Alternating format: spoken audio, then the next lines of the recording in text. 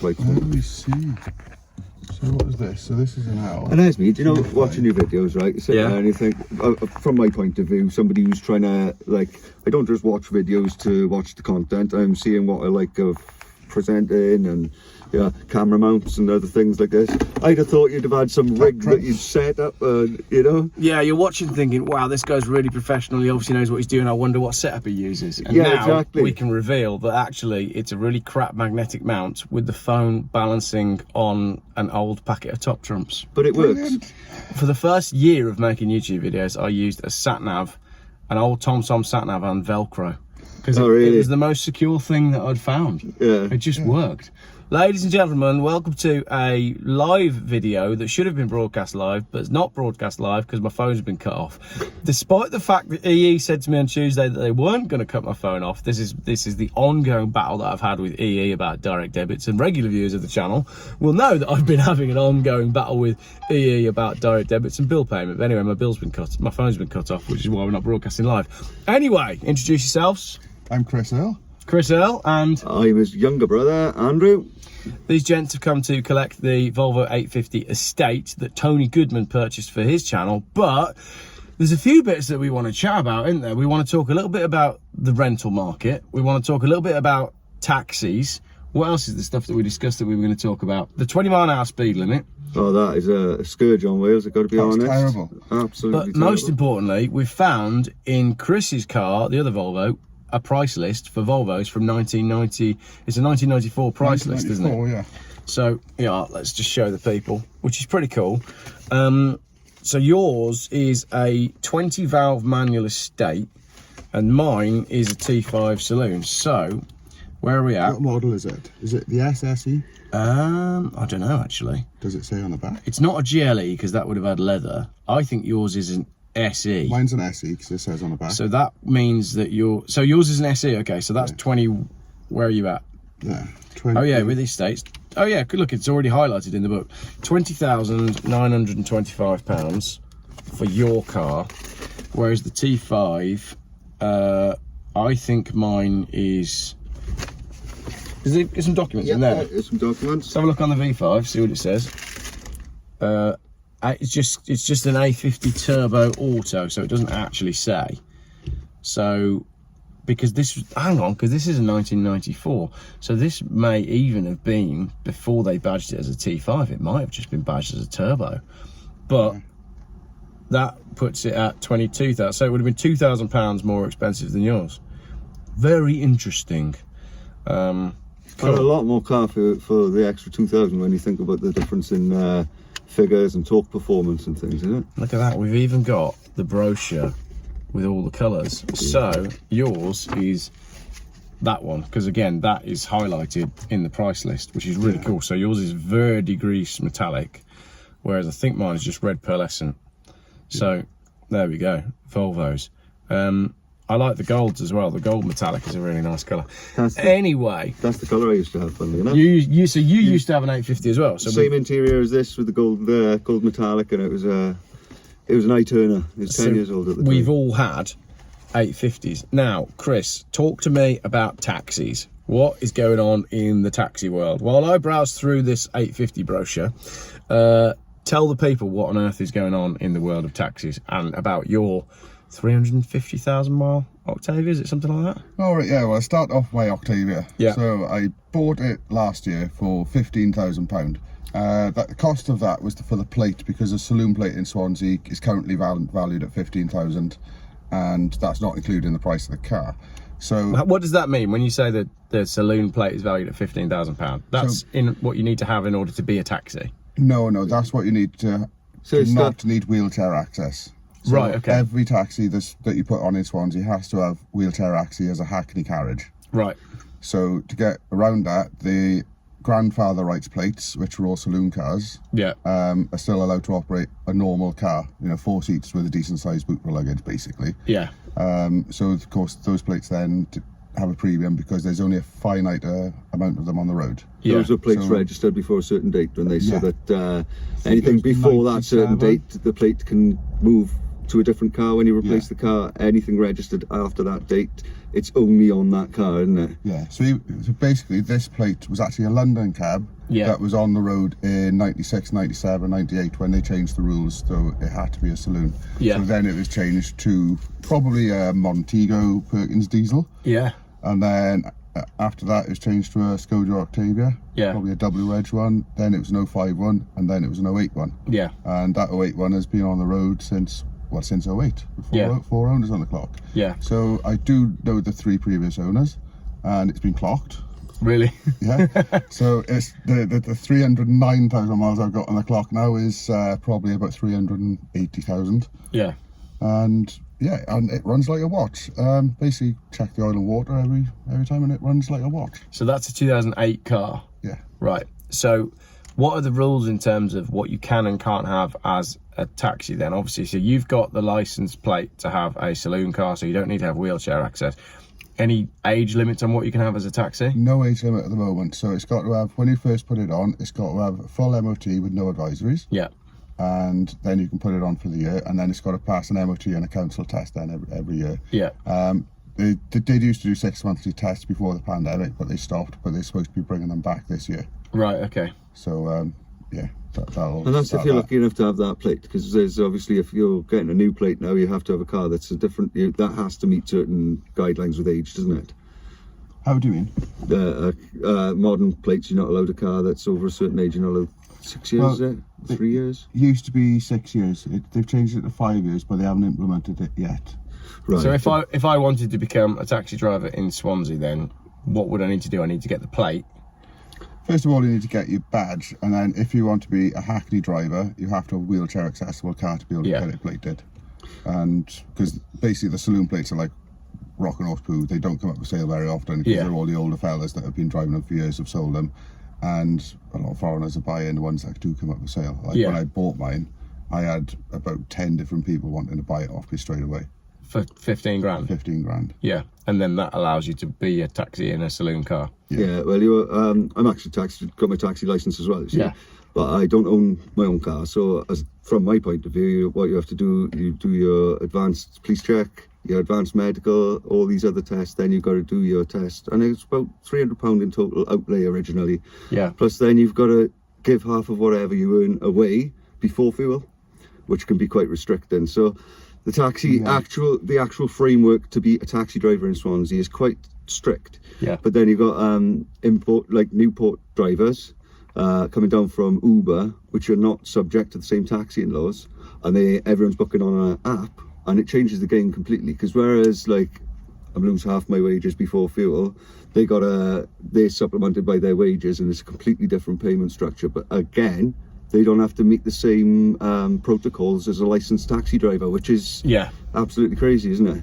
It confuses me as well that you've got different regions for different taxis, and the rules are different everywhere. So you've then got these strange things that are going on where I don't fully understand it, but Wolverhampton has issued something like far more taxis than they've got, and then you've got taxis running around in London on Wolverhampton plates because that's where they're able to get, and there's some dodgy connection with the council. I googled that, and apparently there's 36,000 registered plates, and then somebody corrected me and said actually there's over 60,000. So 60,000 registered taxi plates for Wolverhampton, most of which are running around London. And when you think Swansea as a normal city has got about 1,000, Newport are doing the same thing for Wales as what Wolverhampton are doing for England. And they're already up to 1,600, and it's growing all the time because it's cheaper to put one on there than it is in Cardiff and probably Swansea as well. Not only that as well, like for us in Swansea in particular, we're only allowed black taxis for Hackney and white taxis for private hire, whereas Uber have not got them restrictions. So say if you wanted to be an Uber driver, you could use this, or you haven't got the same limitations that somebody who's wanted to do it like as a professional. Well, this is what confuses me. So when I see a taxi running around and it is a modified, lowered German saloon with the guy in the driver's seat sat with his seat right the way back, and it's on like a 2012 plate, I'm thinking, how on earth can that be a taxi? It just doesn't look right. And you also see as well people using you know, there's vehicles around here that I know it's a taxi because I've seen him running around with his taxi plate on it, and then in the evening you'll see him again, you know, with his seat right the way back with no taxi plates on, running around in his taxi. And again, I'm like, where's the standards? How can you be using what looks to me to be a modified car? I don't know, because doesn't that fall in the grey area of insurance? Because if it's insured as a taxi, then it can't possibly be a private vehicle at the same time. Or you can't, like, yours is a taxi even when you're using it as a private vehicle, isn't it? Yeah. And as such, you couldn't need drive it as a private individual. Yeah, but you need to identify it as a taxi. It needs to be a taxi, doesn't it? Yeah, because yours looks like a taxi. It's got this, Exactly. it's stickered up, isn't it? It's got, yeah. And that's the thing. So I keep seeing this black, I think it's an E-Class Mercedes, and it looks to me like a dodgy taxi, but it's obviously not a dodgy. It might be a dodgy taxi, it might not be a dodgy taxi, but again, there's probably a very, very fine print line somewhere relating to this that he knows that nobody else has got the eyesight or inclination to look at, like, you know. Well, this has always fascinated me, because buying and selling and farting around with old cars, you do end up jumping in taxis all over the place, and that means you get to talk to taxi drivers and you get to go in lots of different cars. And I'll never forget, I dropped a really shocking car that I was desperate to get rid of at a really shocking auction in the middle of Birmingham on a very rainy day, and I got picked up by a taxi, and it would have been a Prius.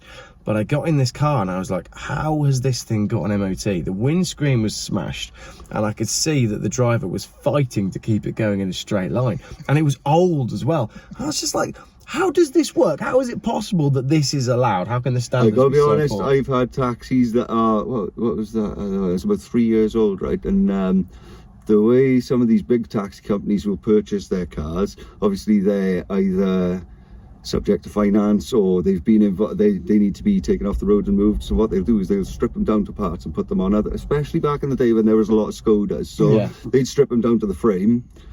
You'd end up with doors, then spares for everything. I had rented a taxi, and it was a taxi that had been put together from many different cars. I had ABS on one wheel, and not on the other wheel, and the thing that was the handled one I had brand new in 2005. Well, it was 1 year old when I had it. and I had it in 2008, and it had been stripped and rebuilt on a new chassis, and the thing was a tank. But to look at it, it was only a couple of years old. But that's, so why would they do that? Because of the way the taxi plate's allocated? Yeah, either that or the car that they bought this car off somebody, and there was money owed on it, and they'd stripped it down to the parts and gave the chassis back, and then kept all the parts for a different. Really? So, Because that's the thing, when you're a taxi company and you've got like 20, 30 of the same cars, I suppose you've got a whole different bunch of options to if you're I see. a taxi driver with one car. Do you So know what I mean? when the finance company says knocking and they say we need to reclaim this VIN, you go, there it is. Yeah, And there's exactly. nothing on it. There's nothing mentioned about the doors, is there? Or the wheels. So yeah, but then the other end of it is you get cars that are shoddily put back together by people who are just like, oh, I can earn this much rent off this guy for if this is on the road, you know, and that's that, isn't it? Yeah.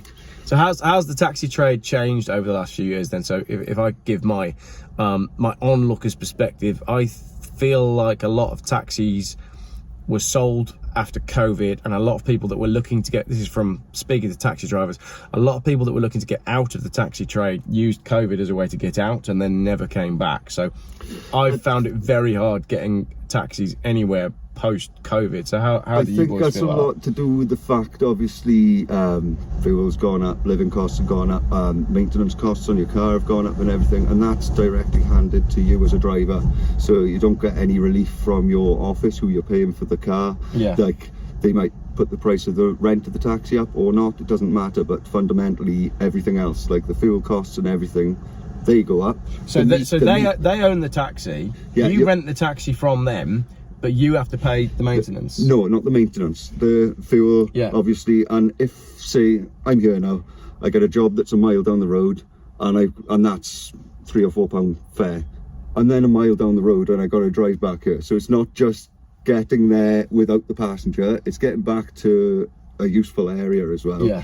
And obviously when the price of everything's gone up and you're having to put more hours in to make the same wage, and obviously your consumer, then your customers, everything they are spending is going up as well, and they don't want to see their taxi price go up.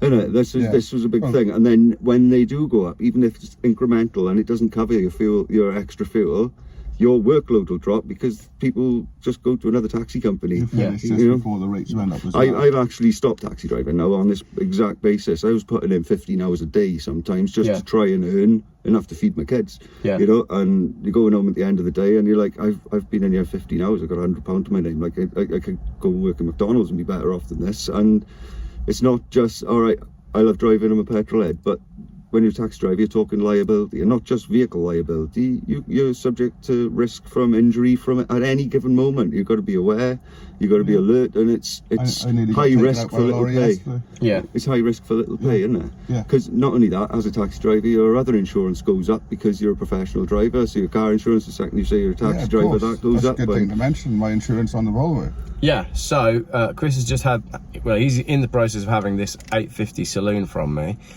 The only way you were able to insure the car for a reasonable amount of money was on a trade policy. Yeah, so I bought a trade policy, so I'm now insured to drive up to 5 cars with an insured value up to £5,000 each. But your best price that you got insuring that as a private car was over £1,000, right? Yeah. It's a 30-year-old Volvo. Yeah. Isn't that crazy? It is. And bearing in mind, I got 2 insurance policies on a Hackney carriage and a private hire vehicle as well. 4 years no claims bonus on one year on the other, because I didn't keep a spare for a while. So that's why I've only got the 1 year. Because I used to just swap the insurances over if one broke down before. Yeah. And I just thought it was beneficial to get a new policy. So Yeah. I build up second lot of no claims. Yeah. But unfortunately, I probably can't get any private car because I haven't had a private policy for over 10 years. Yeah. Like everything's gone up roughly 30% this year, because when I had my premium increase on my motorhome, that had increased. All right, the actual figure itself, it turned from £36 a month to 40 something pound a month, but by the time I put it into a percentage, it was 30 something %. And I was like, right, I'm armed with the information, I'm going to phone up the insurance company. And they said, look, it's just everyone's gone up 30%. I'm like, well, it's locked in a compound, you know, it doesn't go anywhere. It's only very, very little use, but you've just got to pay it, haven't you? And they know this. I was told 20% when I insured it. Yeah. Everything's gone up 20%. Oh, mine was definite 30. Yeah. By my own calculations. Varies from company to company, doesn't it? Well, again, when we chatted about this while we were having a coffee, the cost of everything is going up. The wages for people are not going up, but the profits of these big companies are going up exponentially. And they expect us to be complacent to some degree as well, because if you actually sat there and had a look through your figures and give them a ring, then generally they could do something about it, or offer you, or do you want to drop your mileage slightly, or is there anything we can do for you? But they are literally relying on complacent. And same with renewal. A lot of people historically will go with an insurance company because they're loyal and they think they're getting a discount, because historically that is true. But I was told directly by my insurance company, no, search around because you don't get loyalty discount anymore. Yeah. And that was directly by my insurance company. And it just makes you think, where am I in this world? Because everything you're sort of grown to expect is sort of shifted out of alignment or out of focus slightly, and it's hard to see and predict where you're going to go and what you want to drive and these things. Yeah, absolutely. Everything's getting more expensive, and I do feel like you say, they expect us to be complacent about these things, you know. So if you're paying a company for a service and they're not offering a good service, then hold them to account. I joked about EE at the start of this. I mean, I spent an hour on the phone to EE the other day. I've been with EE and Orange for I don't know why I'm still with them. I should. loyalty. I've been with them for most of my life. Yeah. You remember Orange Wednesdays? Oh, Orange Wednesdays used to be fantastic. That was brilliant. You know, you go to the cinema on a Wednesday night with your Orange phone. Yeah. But you don't. I feel like there's no benefit for staying with any companies None these days. whatsoever. I think a lot of it is to do with insurance. Obviously, they're trying to mitigate the cost of all these high-cost electric fires and everything that's being suppressed. Yeah. That has a cost, and that is going to be hidden amongst all of our insurance policies through incremental increases in it, because they're never going to put that premium onto, say, just electric cars or just and not even just electric cars either. So we had the silicon chip shortage, which meant that it was longer to repair cars, and cars are taking longer to repair now, and then there's a backlog, and that means you're in your courtesy car for 3 weeks instead of 2, and that puts the price up, and everything just pushes the prices up. But at no point would any company, water company, gas company, or whatever, say, do you know what, we've made a load of profit this year, so we're going to make things more affordable for people. But I think it doesn't happen, does it? The difference is, if you had, say, for example, a 2010 Ford Focus and somebody hit the door in a car park, just a low impact accident, an insurance company would change your door, get it resprayed by professionals, and you'd have the car back. Yeah. Whereas an electric vehicle now, because there's so many sensors with the knock, impact sensors and stuff, they can't actually guarantee that there's not a problem once that's triggered, you know, and that's why they're so quick to write things off, and that's why the likes of us who like vintage vehicles and stuff still have to absorb that cost. It's because there's not enough consumers to spread that across anywhere else. They've got to spread it across the board. Purely theory, obviously. Yeah. I don't know if that's strictly true. If you have a bump in an older car with not much value in it, it's going to get written off. Yeah. Because they'll say new wing, new bumper, new paint. It's more than the value of the car. That's the same for all of these three. I don't mean like a 2010 Focus now. I mean a 2010 Focus in 2010 versus an equivalent now. They'd be much quicker to write the car off. 2010 Focus now is about £2,000, but any damage on that will write it off. Yeah. So we're sat in a line here. We've got a Volvo, a Subaru Impreza, and then another Volvo, and any small ding would write off all three of these cars. Well, arguably not yours, depending on how you've got it insured. Yeah, it's insured. Yeah, well, yeah, but I mean, it depends whether you've got like. But what I mean is, if you've got an agreed value on it with a company that recognises that as a special car, that's a bit different. Whereas I always what I find, there's a bit of consumer advice for your viewers here, right? Yeah. There's a sweet spot. If you've got a second car, when it comes to putting your mileage down, 8,000 mile. 8,000. It is the sweet spot, and you can test this. Don't go compare any of them. Just change your mileage. Is the only differentiating feature. If you drive less than 8,000 miles, you seem to get higher charge because you don't drive it enough. Yeah. Anything over, and you're driving in peak times, 8,000 miles. So whenever I'm insuring a car on a limited mileage, I'll make sure it's on 8,000 miles, and that seems to work out pretty well for me. I like it. The other thing I've got that seems to work fairly well for me is my Volvo 850 TDI. The odometer doesn't work. So, right. Brilliant. That's quite handy. Low mileage. Low mileage, yeah. Great. Yeah. Same mileage on every MOT for about the last 10 years. But It's one of the things I learned when I started driving actually is, so I wanted an XR3i. Yeah. I couldn't get insurance. It was like $2 to $3 grand. So I looked at a 2.3 litre petrol Sierra. Same thing, couldn't get insurance. I ended up buying a Orion 1600 gear. Exactly the same as an XR3i. £700 a year insurance. Yeah. My insurance has been £700 to £800 a year ever since, because I've always gone with saloons or hatchbacks. Sorry, not hatchbacks. Saloons, not hatchbacks. Saloons or estates. Yeah. The thing is, though, back in the day, remember the Merc estate? all the cars had an equal opportunity to be stolen. They were all just as easy to steal. But now it seems like you're safer in an old car than you are in a new car, because you only need a bloody coat hanger, really, and the car's gone. And I find that fascinating. I mean, it'd be really good to link up with like Mark McCann, who did that video on stealing Range Rovers, and get some car thieves and have a race. But like, look, there's a Volvo 850 T5, there's a brand new Range Rover. Which one can you take the quickest? And it would be the Range Rover. I've been quite tempted to find something. Obviously, I drive a Subaru Impreza, not very well known for its fuel economy. Yeah. But I'd like to have a race from, say, where I live in Swansea up to sort of Scotland or the border of, and actually see how long it takes. Yeah. Because when you take into account distance, charging times and things like that, and how much time actually costs us as individuals. Like, if you're talking an extra three hours in a journey just because you're having to stop and drink coffee and everything, that's not only a cost for your coffee, that's time either with the family you're losing off, or time earning money, or time relaxing, and they are way more important than standing outside a charging machine. You had this with the Mac Master with the Taycan, haven't you? Well, we've done 3 now, and the Taycan has not stood a chance on any of them. But the other side of that is, if you're charging at all of these, you know, most of the charging stations and the petrol stations and the service stations pretty much owned by the same chains, and you're buying your coffee from pretty much the same chains, and you're buying your donuts and your snacks and whatever from the same chains. So owning an electric car, you're putting money into all of these great big corporations, because that is the nature of where they have their outlets. Multi-billion-pound corporations. Exactly. Like what Uber are doing in Swansea. So they'll invest £1 million, put it in Swansea. They're paying basically for people's taxis. They're paying the drivers to do it, and they're basically going to try and get all the customers to go over to them, and then it'll leave us high and dry. And then that'll be it. They would have wiped out. We'll have to go to Uber. They'll have wiped out the whole soul of the taxi industry. I do think Uber is an answer to a call, though, because there's a lot of like office corruption in the taxi world. So if you're a new driver and you're working amongst people who've been there a long time, the controller is more likely to give the good jobs to the people who've been there a long time, or the people who drop them a little thing at the end of the night, right? That's why I'm independent. That is a big. Is there a lot of that going on? Oh, it's rife. It's absolutely rife, and unless In the you're big willing, rooms. to bribe the controllers, you're getting rubbish jobs, and you're still working hours and hours and hours. So I reckon the job to do then is to be the controller. Yeah, definitely. But I get paid think shit Uber money is. a lot of the time. I think Uber is answering that call because obviously it's an app. Yeah. You know what you're getting into, your hourly rate, everything.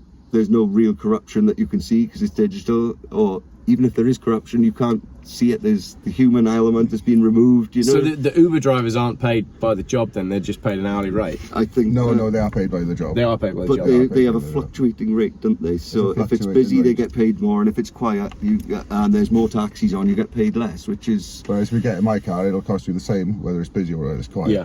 Because I'm an independent hackney. I do sub through an office. Yeah. But I've learned from all of what Andrew said, and I'm independent and I do my own thing. Yeah. So It's the only way you that's can do it. the best way to do it. Got you. Unfortunately, when Andrew worked for that company a couple of years ago, I couldn't get him insurance on my car because he'd had 5 non-fault accidents in his car. no, it wasn't non-fault accidents. No, my ex-wife had an accident in my car, Yeah, and but it was because it was 5. It was 4 non-fault and one fault. But it was because him and his wife were insured on the same car, and my taxi insurance policy wouldn't touch it. Yeah, fair enough. So would you recommend being a taxi driver?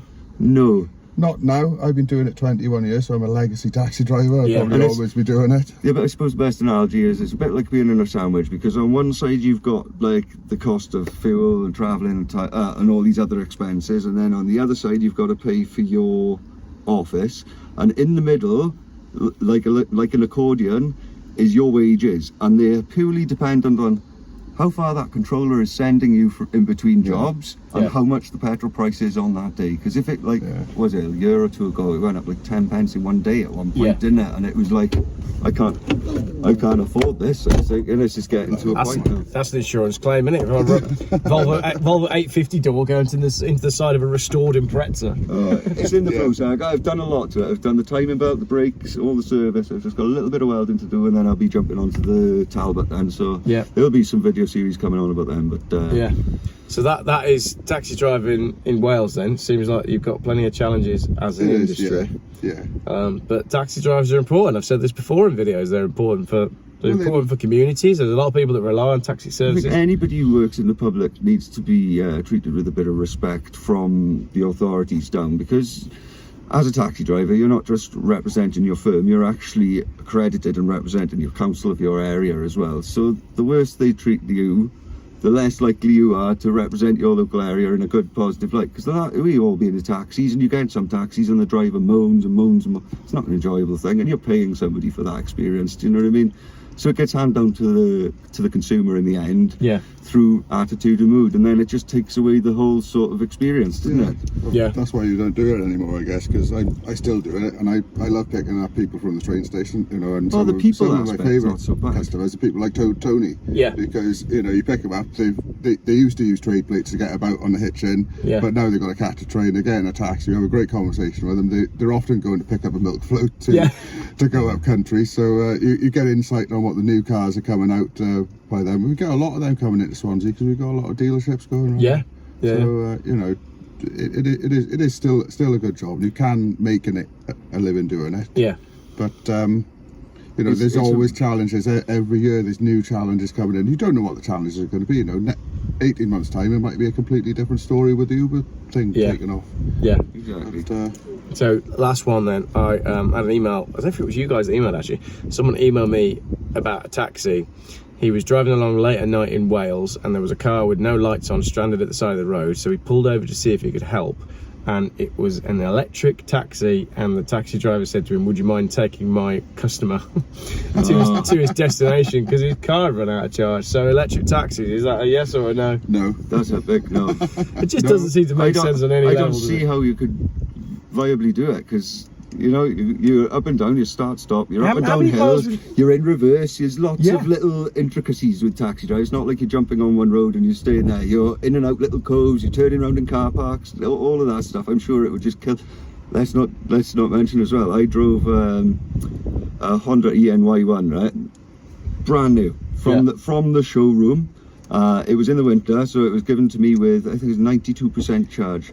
I drove 17 miles. I didn't have the wipers on, no headlights, no blowers. I lost 12% battery in 17 miles on a motorway. How could you possibly think that that is viable for a taxi driver? And that, you know, you're only talking wind resistance as a factor and tyre roll there. It's not as if you stop, start, doing all this stuff, because you're regenerating on a motorway. It's the same for all these vehicles that are used as part of their job, so all your emergency vehicles as well. And when I start seeing, oh, they're going to use electric like ambulances, it's just ludicrous. And the same with the police cars. The whole idea is it gets driven around for 8 hours on a shift, and then the bloke goes home and goes to bed, and another bloke gets in it and drives it around for 8 hours on a shift. You can't then have that car off the road for 8 hours whilst it charges. And the other thing is as well, I don't charge my phone overnight. I charge it up in the evening and then unplug everything to go to bed. I'm a little bit old school. I turn all my sockets off before I go to sleep. Yeah. So do you think I'm going to leave an electric car charging overnight? Madness. So it's going to be empty in the morning. Yeah, Whereas absolutely. if my diesel car's empty in the morning, I just go to the fuel station on the way to work. Yeah, Well, this is it. job done. Right. I'd like to mention my theory as well before we go about hydrogen fuel. Oh yeah, hydrogen. Yeah, let's do that one. Yeah, this is just a theory based on nothing more than speculation, but I got a feeling that the whole hydrogen car thing's been delayed, specifically because one of the number one contributors to global warming is actually cloud buildup and water vapor. Yeah. And if you're using a hydrogen car, you're not actually using water that's been on this planet for billions of years. You're creating a new water droplet, aren't you? Which would obviously affect our greenhouse gases, and So you're putting more water vapor into the atmosphere by using a hydrogen car. So yeah, and not only that, you're creating more planetary water. yeah, Water's the waste. Yeah, exactly. Water's the waste, and it's not water that's been here before. It's a new water molecule. so that'll be the next thing then. So we'll do electric cars and decide that that doesn't work, and then we'll move to hydrogen cars and decide that that doesn't work. And by that point, they'll have probably depopulated And the by planet that anyway. point, small automatics will be where the money is. So that's your theory. Your theory is that you need to buy small automatic I petrol reckon cars. anybody, like, if give me commission if you want to, but no, don't worry. No, anybody who's out there and thinking, what car shall I buy? Keep it for a few years and then guarantee sell and not lose much money. What you want to be looking for is a small, first-time drivers automatic car, because there's so many people learning how to drive now in electric cars and don't have the ability to use a clutch, that there's going to be a massive pot of people looking for these cars and not much of a marketplace for them to find them. So my prediction is we're all going to go back to petrol was the answer, and Yep. I don't think it's going to be as rosy as they say. 1 litre, 1.2 automatic cars are the future. Pre-2012, pre-EcoBoost Fiestas, Yep. you've got to be that sort of sweet spot in age, isn't it? Yeah. Yeah. So, Absolutely. All right. So that is taxis. That is Wales. That is hydrogen cars, and a few bits to chat about Volvo. Thank you very much, everybody, for watching. I'll let you guys head off into Wales in your Volvo and your Subaru. I'm pretty sure the Subaru will use more fuel though. oh, I don't know, mate. I've got a heavy, I've got a heavy right foot as well.